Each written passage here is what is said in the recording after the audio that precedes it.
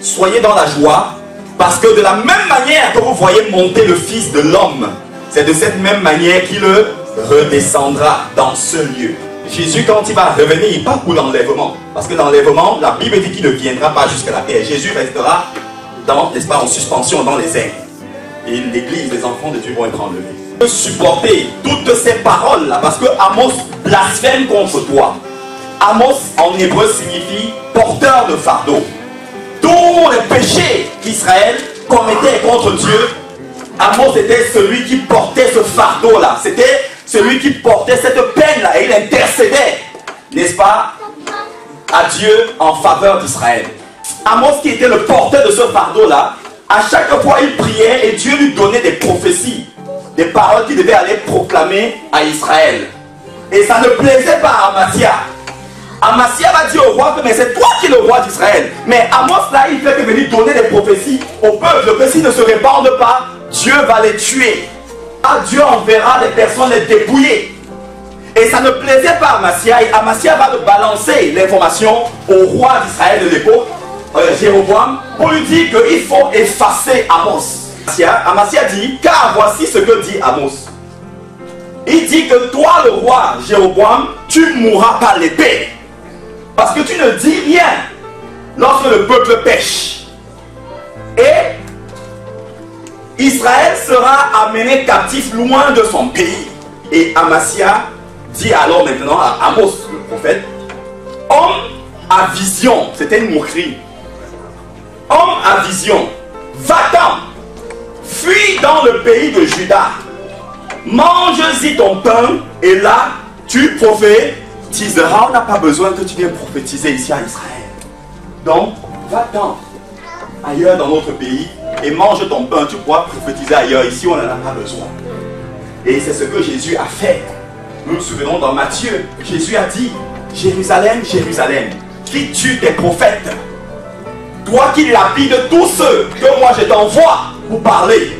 Il dit que comment ai-je voulu rassembler tes enfants comme une poule rassemble ses poussins sous ses ailes, mais tu ne l'as pas voulu. C'est la dernière fois où Jésus a pleuré sur Jérusalem. Et voilà Amos qui prophétise à Jérusalem à force de parler, de dire la vérité, on le chasse. Et c'est le cas de l'église de Jésus aujourd'hui. Les enfants de Dieu ne veulent plus entendre la vérité. Amen, amen. Nous avons la démangeaison d'entendre des choses flatteuses. Et Satan n'a pas changé. À Israël, il y a eu le premier temple construit. Ce temple a été détruit par le roi Nebuchadnezzar. Il y a eu le deuxième temple construit qui a été détruit par l'empereur romain Titus. Et voilà le troisième temple qui va être bientôt construit. Et c'est ce que l'homme impie attend. Et Dieu ce matin nous disait que de la même manière que Lucifer a détruit ce temple-là, c'est de la même manière qu'il a détruit son premier temple qui était Adam. Afin de chasser la présence de Dieu en Adam. Et c'est ce que Satan fait aujourd'hui. À nous détruire parfois. Il y a des Amasias qui sont autour de nous. Amen, amen. Des gens qui disent que nous n'avons pas besoin de vivre comme Dieu le demande. Il y a des Amasias qui vivent autour de nous. Des gens qui veulent nous amener à vivre en conformité avec le monde, le système mondain. Or, Dieu a dit, ne vous conformez pas au siècle présent. Et Satan fait tout. Satan était lâche. Satan a violé le temple d'Adam. Et le Saint-Esprit les a quittés. Et Satan utilise tout aujourd'hui. La sexualité. Toutes ces choses-là. L'orgueil. Afin de détruire le temple. Paul nous a dit de la part du Seigneur, ne savez-vous pas que votre corps est le temple du Saint-Esprit? Dans 1 Corinthiens chapitre 6. Et il nous dit que celui qui néglige le temple de Dieu, Dieu même le détruira. Amen, amen. Et nous savons tous que seuls ceux qui seront enlevés sont ceux dont le Saint-Esprit sera dans le temple. Donc une fois que le Saint-Esprit n'est pas dans ce temple qui est notre corps, nous ne connaîtrons jamais l'enlèvement du Seigneur. Jésus est proche, mes amis. C'est dur pour nous, c'est vrai. C'est vrai que nous sommes bombardés dans le monde. Nous sommes bombardés des pensées qui viennent de toutes parts. Mais ne lâchons pas, mes amis. Donnons toute la gloire à Jésus dans ce corps-là. Satan ne veut rien d'autre que de nous empêcher de connaître l'enlèvement. Un homme est venu dire à Jésus un jour, Maître, je te suivrai partout où tu iras. Et Jésus lui a dit, attention à ce que tu dis. Est-ce que tu as réfléchi avant de me dire cela? Jésus lui a dit, les renards ont des tanières, les renards ont où dormir, mais le Fils de l'homme n'a pas où dormir. Qu'est-ce que Jésus est en train de lui dire? Les renards ici, ce sont les démons. Les renards ont des tanières. Les tanières ici, c'est le cœur de l'homme. Les cœurs de l'homme. Jésus qui a créé le cœur de l'homme, l'homme lui refuse de venir habiter dans son cœur. Mais ce sont les renards à qui l'homme permet de venir vivre dans son cœur. Satan ne cherche que notre cœur, mes amis, pour nous éloigner de Jésus. Acceptons de mourir dans la pauvreté, mais d'être enlevés, mes amis, parce qu'il y aura un jour de gloire. Amen, amen. Et Jésus ne nous laissera jamais. Il a dit, je ne vous laisserai jamais orphelins. Quel que soit ce que nous pouvons manquer, Jésus veillera toujours à ce que nous puissions avoir, bien aimés, de quoi manger. Il a dit, regardez les lys, regardez ces oiseaux du ciel, qui ne travaillent, qui ne cultivent. À combien de fois de raison, moi, le Dieu Tout-Puissant. Voilà la guerre que Satan livre aujourd'hui. Satan désire le temple de Dieu. Voilà pourquoi il attend ce troisième temple. Et nous représentons le troisième temple. Parce que nous sommes de la troisième génération. La première génération, c'était Adam. La deuxième génération, c'était Noé. La troisième génération, c'était notre père Abraham. C'est lui le père d'Israël. De la même manière qu'il a détruit le premier temple physique par Nebuchadnezzar, il a détruit le deuxième temple, le bâtiment, par Titus. Il attend le troisième temple pour aller encore s'asseoir et pour détruire ce temple. Et il en a fait de même. Il a détruit le premier temple où Dieu habite, Adam et Ève. Il a détruit le deuxième temple, la nouvelle alliance, après Adam et Ève, Noé. Et le troisième temple, l'alliance, le père de la foi, Abraham. Nous sommes les fils d'Abraham. Et Satan vise ce temple. Il vise, il fait tout. Il utilise tous les moyens. Nous sortons, nous sommes bombardés de partout. Par des publicités, par des affiches publicitaires. On ne peut plus s'asseoir dans nos maisons aujourd'hui avec des enfants dans le canapé et regarder la télé. Parce que la moindre chose, on nous balance des images qui ne sont pas supportables de regarder avec ses enfants. Jésus revient. Acceptons, bien-aimés. C'est dur. Oui, c'est vrai. Mais Jésus revient. Jésus ne nous lâchera. Il ne nous abandonnera jamais. Jésus revient. Nous n'avons rien à faire. J'entendais quelqu'un dire tout à l'heure, nous avons tout seulement à l'aimer. Tout simplement à l'aimer, Jésus. Pas l'aimer avec nos paroles, mais l'aimer avec nos cœurs. Parce que lorsqu'on aime quelqu'un, on ne blesse pas la personne. Lorsqu'on aime quelqu'un, on ne lui fait pas du mal. On a la crainte de la personne. Et la crainte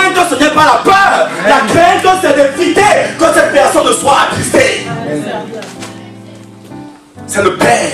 Attention, bien-aimés. Aujourd'hui, nous le disons, nous le faisons, on dit demain, on va se repentir. Attention, le demain là, risque d'être très tard pour nous. Et on a vu que nous sommes dans le temps de l'enlèvement déjà. Nous sommes à la fin des temps. C'est plus le temps de se lever. Rien ne nous arrivera, mes amis. Rien ne nous arrivera, quelle que soit la gravité de la situation. Si nous aimons véritablement Jésus, Jésus ne permettra jamais, bien-aimé, que nous touchions le fond. Parce qu'il est un Père fidèle. Il a tout dit, tout don parfait, toute grâce excellente vient du Père des Lumières. C'est nous qui avons peur. Voilà pourquoi lorsque nous lui demandons quelque chose, parfois il peut ne pas donner. Parce que pour lui, il juge que nous n'avons pas besoin. Et nous croyons que s'il ne donne pas cette chose-là, nous allons être finis. Et on se rend souvent compte après que la chose n'a pas été donnée, mais rien n'est arrivé comme on pensait. Il est Dieu. Il sait ce dont nous avons besoin. Cherchons-le. Jésus est rien que Jésus. Jésus est fidèle. Ces hommes, ces femmes-là, les Esther, les Ruth, les Naomi, c'était des femmes fidèles à Jésus.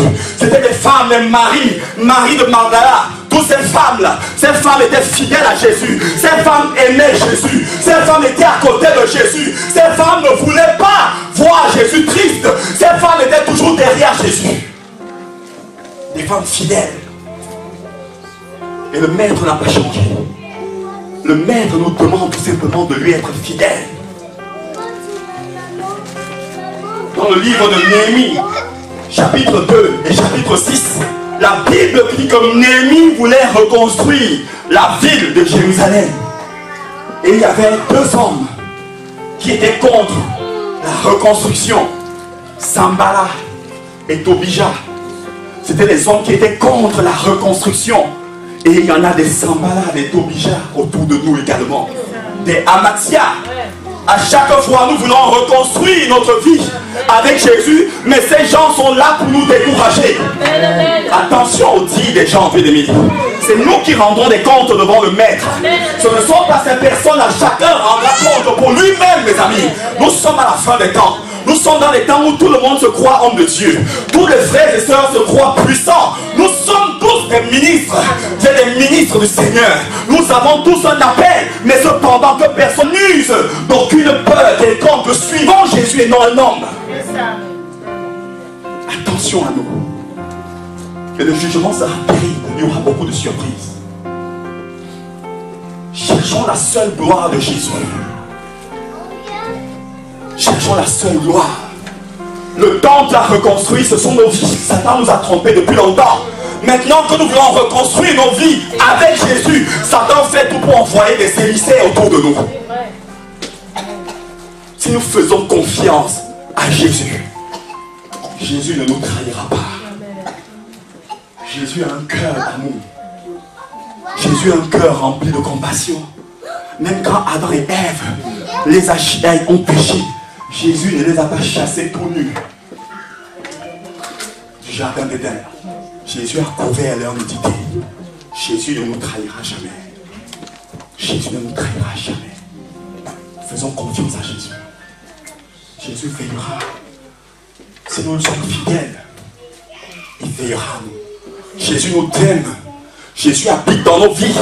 Si nous le craignons, il habite en nous. Si Jésus nous donne cette confiance, c'est qu'il nous aime véritablement. Jésus ne veut pas qu'aucune de nous ici se perde. Jésus veut nous sauver, mes amis. Jésus veut nous sauver. Oui, nous ne sommes pas parfaits. Mais demandons à Jésus de nous aider. Que là où Satan utilise nos faiblesses pour nous avoir, bien aimés, que ce ne soit pas une éternité. Demandons à Jésus de nous aider. Demandons à Jésus de nous aider. Satan veut tout simplement nous faire demeurer à jamais dans ce péché afin qu'on culpabilise. Et la culpabiliser est l'arme numéro 1 de Satan. Afin que nous nous sentons, n'est-ce pas, moches, que nous nous sentons indignes de parler au Père. Suivons Jésus. Jésus nous aime, mes amis. Jésus regarde à nous. Faisons notre part. Et Jésus ne nous abandonnera jamais. Jésus doit être élevé dans nos vies. Jésus a vaincu Satan, bien-aimé. Et Satan est sous nos pieds. Ce n'est pas de l'histoire, mais entrons juste par sa grâce dans cette condition-là, pour qu'il nous fasse vivre cette réalité. La parole de Dieu est vraie. La parole de Dieu n'est pas un mensonge, mes amis. Oui, nous avons le prix à payer dans ce monde, où nous avons des entourages pourris. Veillons. Jésus est Seigneur. Jésus nous aime. Jésus a vaincu Satan. C'est Jésus qui est le créateur. Lucifer, c'est le menteur. Et c'est lui le destructeur. Il a dit, l'ennemi ne vient que pour voler, tuer et détruire. Il n'a pas changé. Cette mission-là, c'est de détruire le temple que nous sommes. Préservons ce temple-là, parce que Jésus habite dans ce temple. Et Jésus ne nous abandonnera jamais. Que Jésus soit toujours élevé dans nos vies. Jésus est notre seul maître. Il est notre seul soutien. Moi, je vous abandonnerai. Je vous donnerai des faux rendez-vous. Mais Jésus est le véritable qui ne ment jamais. Jésus est le Père fidèle. Jésus est celui qui ne déçoit jamais. Jésus est celui qui est accessible à tout temps, en tout lieu. Jésus est l'unique consolateur. Jésus n'est pas un traître, mais c'est Satan qui est un traître. C'est Satan qui est un menteur. Jésus est la vérité, mes amis. Jésus doit être élevé dans nos vies. Jésus doit être bâti dans nos vies, dans la vie de nos enfants. Jésus pleure à nous voir, mes amis, être maltraité par Satan. Pourtant, il a tout mis sur nos mains. Il a tout mis dans nos mains. Jésus est fidèle. Jésus est fidèle, mes amis. Si nous aimons Jésus, Jésus ne nous trahira pas. Il ne nous trahira pas.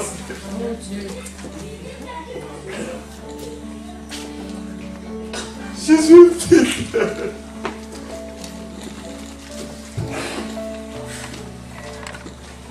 Jésus est fidèle, mes amis. Jésus veut nous retrouver. Jésus veut nous chercher. Jésus est fidèle. Jésus est fidèle. Ils ne décevront pas. Ils ne décevront pas, mes amis. Il a versé son sang pour nous. Il a versé son sang pour nous. Ne cédons pas à la pression. Ne cédons pas, c'est dur. Mais ne cédons pas. Soyons-le fidèles, mes amis. Acceptons de souffrir. Acceptons, mais il ne nous abandonnera jamais. Il ne nous abandonnera jamais, Jésus. Venons à lui. Ses oreilles sont dans nos bouches, mes amis. Parlons-lui.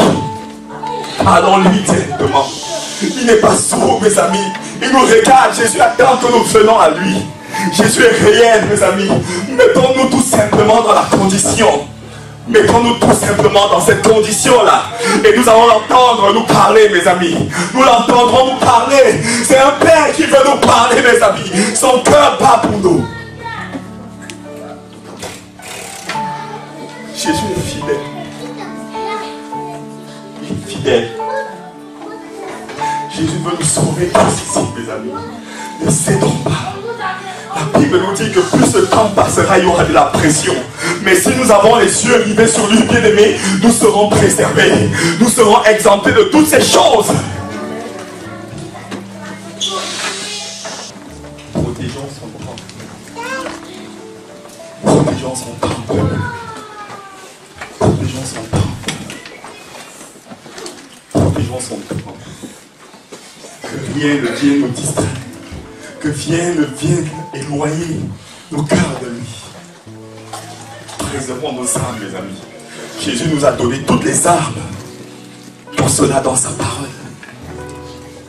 Il nous a donné toutes les armes. Nous avons assez souffert comme ça, mes amis.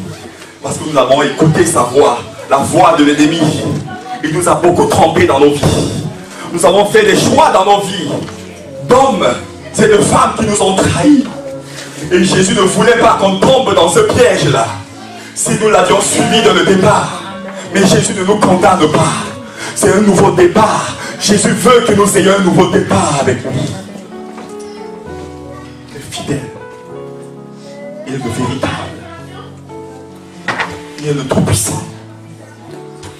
Lucifer a un objectif, c'est de nous isoler dans la situation dans laquelle nous pouvons traverser. Il veut que nous soyons captivés tout simplement dans nos pensées sur cette situation-là. À croire qu'il n'y peut pas avoir de solution. C'est un mensonge, mes amis. Il prend cette situation-là, il a grandi dans nos pensées, dans nos cœurs, afin que nous ayons peur. Jésus n'est pas loin. Jésus habite en nous. Il habite dans ce temple. Veillons sur ce temple-là. Ne le souillons plus. Veillons à ce temple-là. Il a tout fait à la croix. Personne d'autre n'est mort à la croix comme nous le savons, si c'est lui. Si Jésus n'avait pas d'amour pour nous, il ne l'aurait pas fait. Il n'était pas obligé de le faire.